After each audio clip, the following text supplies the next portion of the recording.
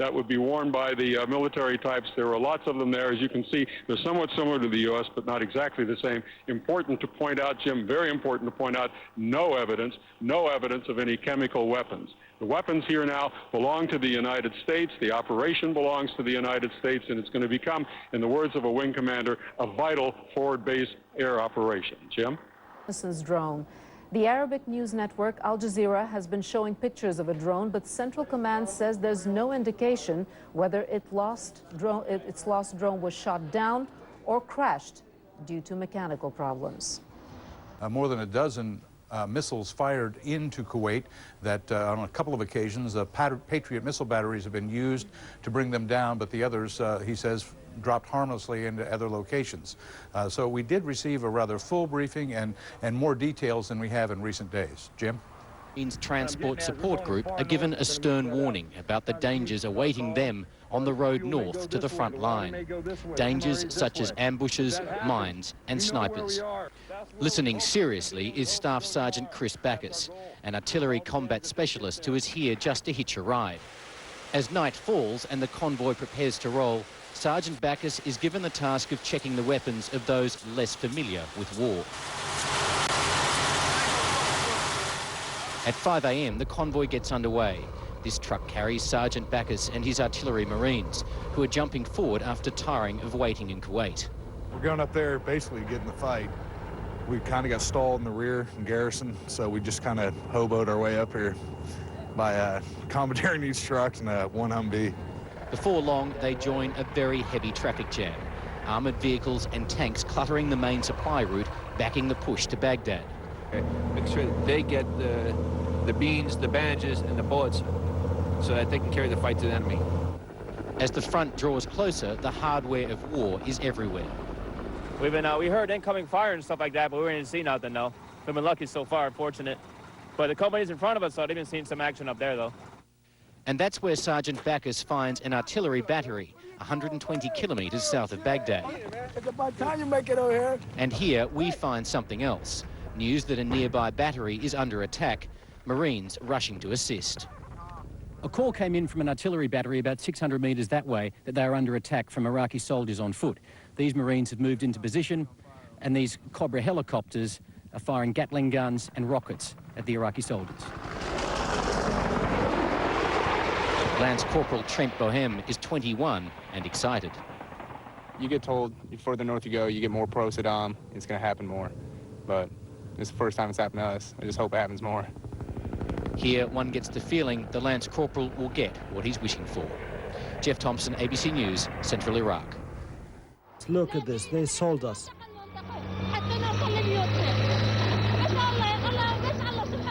Only God is protecting us.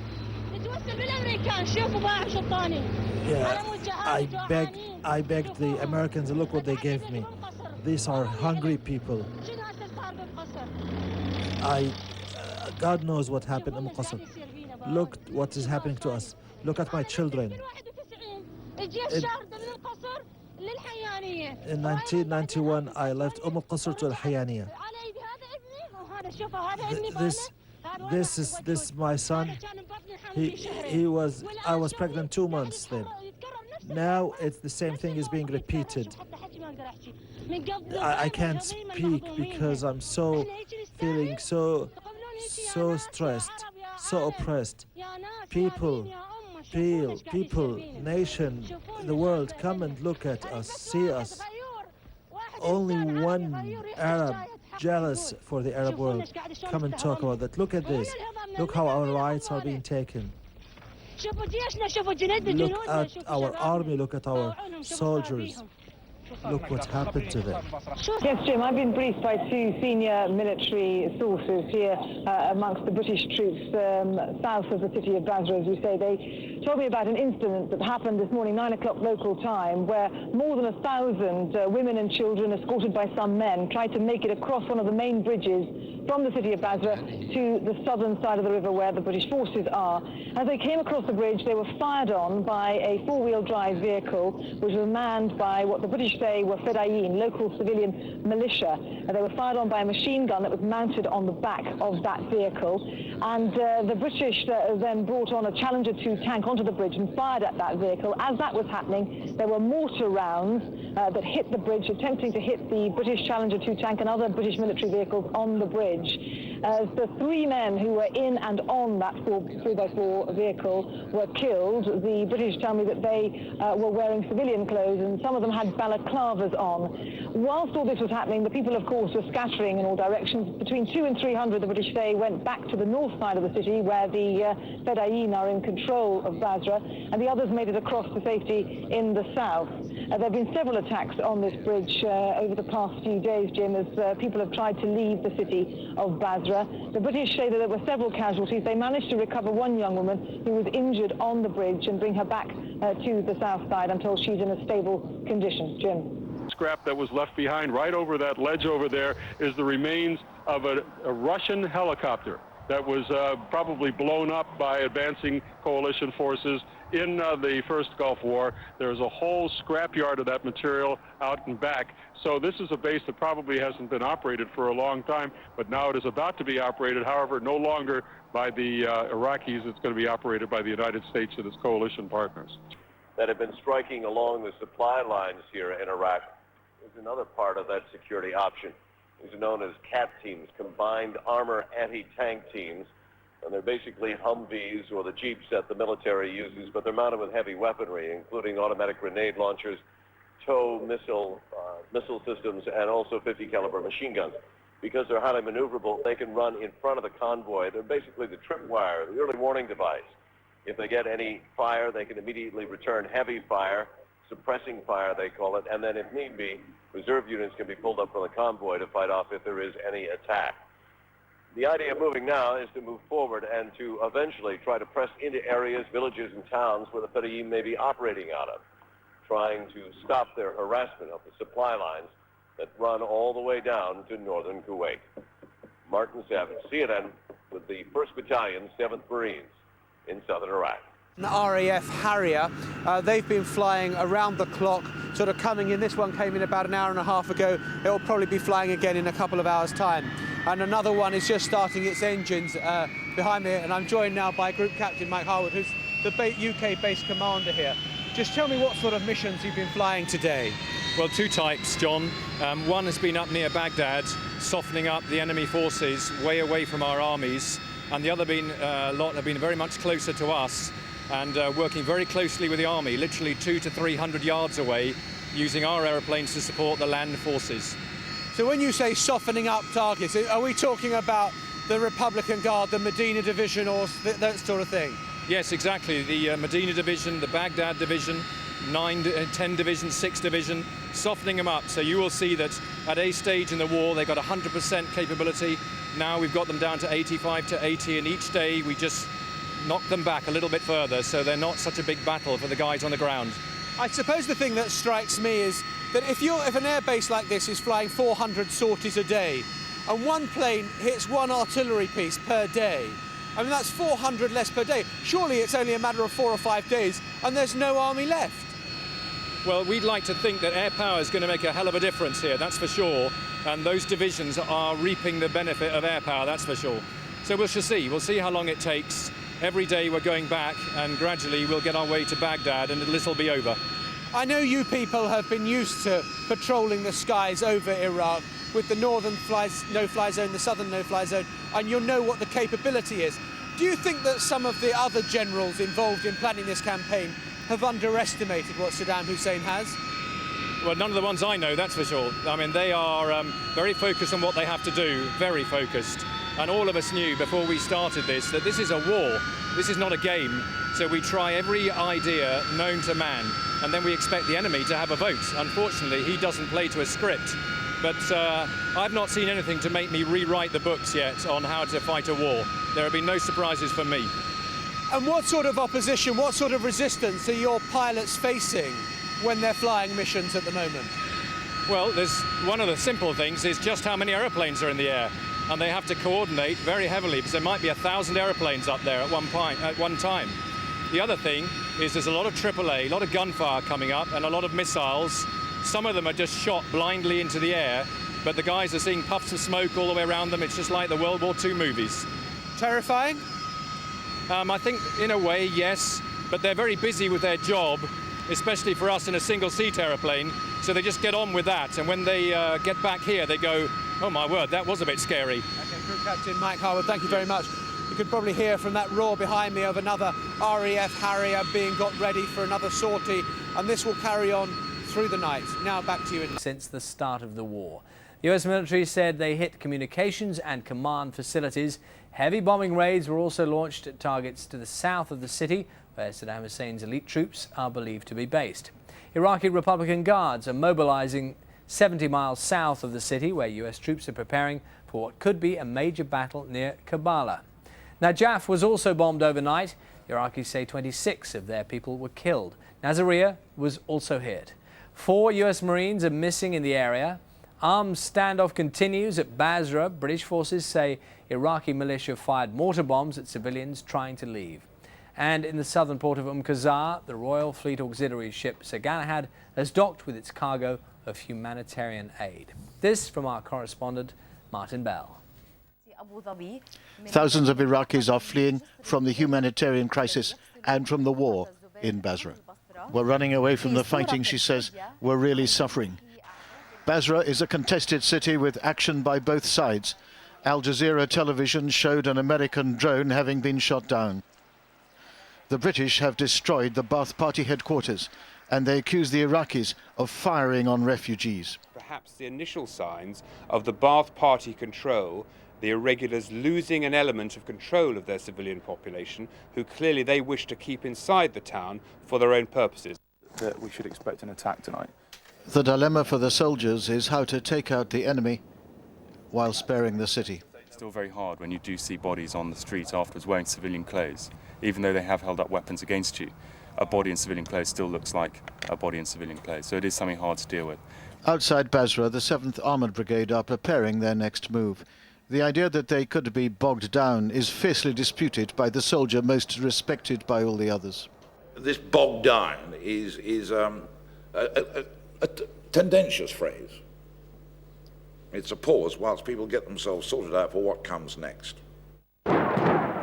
What comes next is the assault on Baghdad. On the day when 4 of their men went missing, US Marines were firing on Iraqi positions, blocking the road to the capital. That's demolition. Other Marines were enjoying their first hot meal in 8 days. I don't remember when we got our last one. They are said to be preparing for a decisive battle against 6,000 Republican Guard across their path. In Nasiriyah, the Americans advanced into an abandoned hospital. In it, they found protective equipment against chemical warfare, an alleged torture chamber, and the uniforms of the Americans taken prisoner last Sunday. In this room, we found the uniforms, the NBC suits, and also the flak jackets of the American soldiers who were females who were found. It was in a plastic bag. Reinforcements are on the way. Men of the 4th Mechanized Infantry Division leaving their base in Fort Hood, Texas for Iraq. Their commanding general told them they had a non-negotiable contract with the people of America to fight and win the nation's wars. Forget all the detailed and intricate planning that went on before. We are now on hot planning, on the hoof. And in Iraq, British commandos, having subdued Qasr, are on their way further north. We do not have enough water, ORP, or possibly ammunition if this thing gets pear-shaped at the end, so conserve it. Again, they're setting off into the unknown. Relative to the numbers of troops committed, the British have suffered higher casualties than the Americans. Martin Bell. Bombing have been key communication sites in the centre of Baghdad. The aim is clearly to disrupt the Iraqi leaders' ability to communicate. Task forces with local militias, and that they might be being prepared for a counter-attack. But the bigger picture, well, we are no better informed here, sitting west of Basra, than anyone back in Britain. So, how has all the speculation about a drawn-out conflict been received here? It's not so much of a surprise, because from the start I thought we underestimated them. Because I think they've got a lot more weapons, and they're not quite as organised as we thought they would be. But it's just that they got militia and they got the army fighting. So yeah, I think we underestimated them, and I think that's the problem why it's going to take longer than we thought. We don't want to obliterate their army totally, They need some infrastructure and everything left at the end of this. So we can't unleash everything we have. You know, so I think that's where the problems are arising. But I think we've underestimated their will to fight. I think the people who are fighting, they've got nothing to lose. And so the artillery fire missions continue. This one, like most now, aimed not near Basra, but at Iraqi army positions further north. And to be frank, it's the reports back about the success of these strikes that affect morale far more than any news reports over the radio. Catherine Jones, Southern Iraq, 5 News. With the numbers here, has it been, the process been going okay? So far we've had about 200. Obviously some civilians have been collected in with the army that have been caught. And basically what we've had to do is we've got a team in there that separate them, and the civilians have been released back into about full town. So what we're left with now really is just the fighting troops. So these are the hardcore Iraqi army that we have behind us here? Looking at them, I won't say hardcore, but definitely they're all Jundis, which is army. Some are regular, some are conscripts. Military police in there as well, who are obviously trying still to fight. But yeah, most of them now, what you're looking at now are soldiers, yeah. Have you had any trouble? I've had two occasions where we've had somebody getting a bit feisty. That was last night, but it's easily sorted out. You know, you have to raise the tempo slightly, that's all. It doesn't result in overkill violence, all it results in just being very firm. We seem to get the message. So, yeah. And what about sort of things like having to pray 5 times a day, and that kind of regime doesn't quite work with the strictures that you would have to put on them, does it? No, but what we've got here is you're looking at a collection, a brigade collection point. We're limited to resources and money at the moment. We're trying to free up the burden on combat troops, and we are letting them pray. Unfortunately, it's only between 1 to 2 times a day at the minute. When they get back, further back, they'll have their own mullahs and all that, and they'll be able to do that as much as they need to. So where are they all heading off to now? Right, they're all going back over to the divisional collection point now, which is near Unquzar. A week into the war, and already the Americans are having to juggle their plans and bring in reinforcements. These soldiers from the US Army's 4th Infantry Division had always been due to join the campaign, but now their presence is required as a matter of some urgency. On the ground, coalition forces are stretched. It may look as though they've got a formidable force, but, in fact, in terms of frontline fighting troops like these men from the 101st Airborne Division, the coalition force is comparatively light. They'd hoped the force would be sufficient because they'd hoped Iraqi resistance would quickly collapse. Wounded soldiers who've been evacuated from the front line have said they'd been led to expect very little resistance. Even one of the American generals who's out on the battlefield has said the reality of this war is different to the one they'd war-gamed. No one thought it would be easy, and the first 8 days certainly haven't been. Nicholas Witchell, BBC News, at Coalition Military Headquarters. Chaos in Basra. Today, more try to flee the besieged city. In their hundreds they run, desperate to escape an area crumbling day by day, lacking in water, electricity, food. As they leave everything behind them, they're screened at British checkpoints. From inside the city, the sound of distant gunfire. There are reports Iraqi paramilitaries with mortars and machine guns have been firing on civilians trying to escape.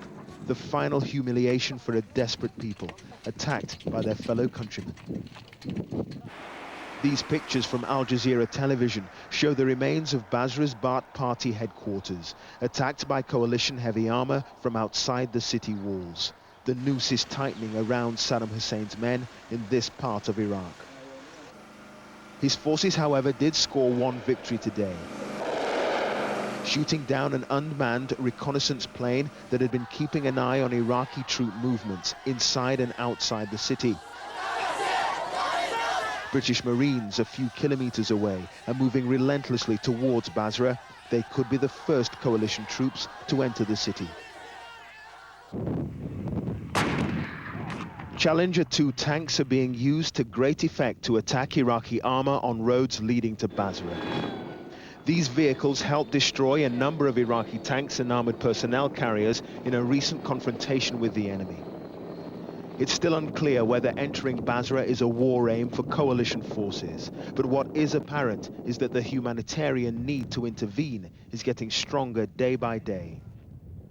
Clive Myrie, BBC News, in southern Iraq. Already been issued around here the overboots that go with chemical and biological protection suits, and in this box canisters attached to gas masks, these ones absolutely brand new and ready for issue. Also here, the auto-injecting antidotes to nerve agents, which appear to have also been issued to our troops. There is little doubt from looking in this room that the troops who are operating from this command centre were, at the very least, prepared to be fighting in a chemical or biological environment. And for the Marines here, at least, that leads to only one conclusion. We do not use biological or chemical warfare. The fact that they have it here in a hospital and ready to pass out, who knows? You know. Does it worry you? A little bit, because they're a little bit better equipped than what I thought they were going to be. Better prepared than they thought they were going to be? That is something that will worry commanders right across this battlefield. James Mates, ITV News, Nazareth. War. It's a firm belief that we are winning this war and we will win the war. The final will be an Iraqi victory. This is for sure. How can you really say that if the Americans are just 100 kilometers south of Baghdad? Yeah, their lines is more than 500. We want them to make it longer. This will make it easy for us. Despite the air raids, most ordinary Iraqis remain cheerful and friendly. This family live in poverty, less than 50 yards from a building bombed this morning. They were shaken but unscathed, and before we left, they invited us to join them for lunch. John Irvine, ITV News. Poring over their maps today, their commander's comments said it all. Forget all the detailed and intricate planning that went on before. We are now on hot planning, on the hoof. We're talking mission command, we're talking detailed coordination. In other words, they're making it up as they go along, the inevitable result of being in a real fighting war. But as coalition troops close in towards Baghdad, the war may be reaching its most difficult phase. And what happens in the Iraqi capital is crucial. It could be a very tough nut to crack. Soldiers are dug in 3 concentric circles around the city. On the outer ring, up to 3 divisions of the Republican Guard. In the middle, a further level of Republican Guard soldiers. And in the city centre itself, an unknown number of the troops most loyal to Saddam.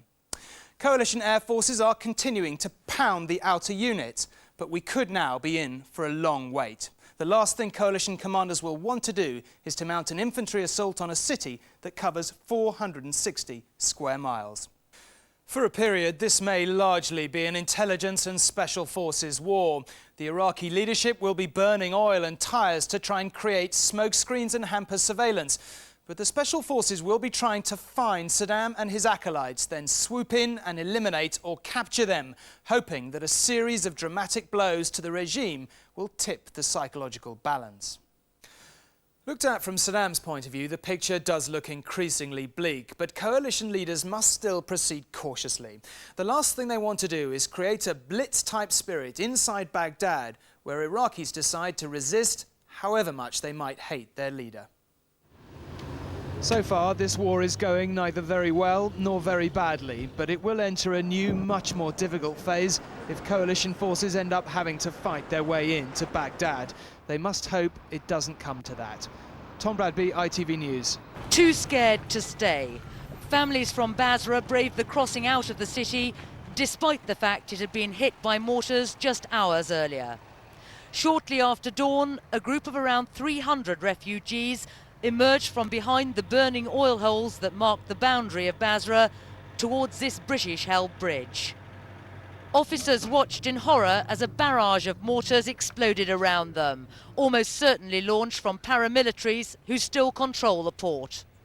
My troops were deployed forward, as they have been for some time, again checking and screening the transit of people through, and when they came under indirect fire from what we assessed to have been mortar fire. Clearly there were civilians in the area too, and they dispersed very quickly. The rounds were landing relatively close to where they were. This time, no one was killed, but security checks on all those leaving or entering have moved on to an even higher level. The attack on the convoy of refugees this morning only serves to underline the worst fears of British troops, that people are being held against their will in Basra and that the paramilitaries will use the most violent means possible to prevent them leaving.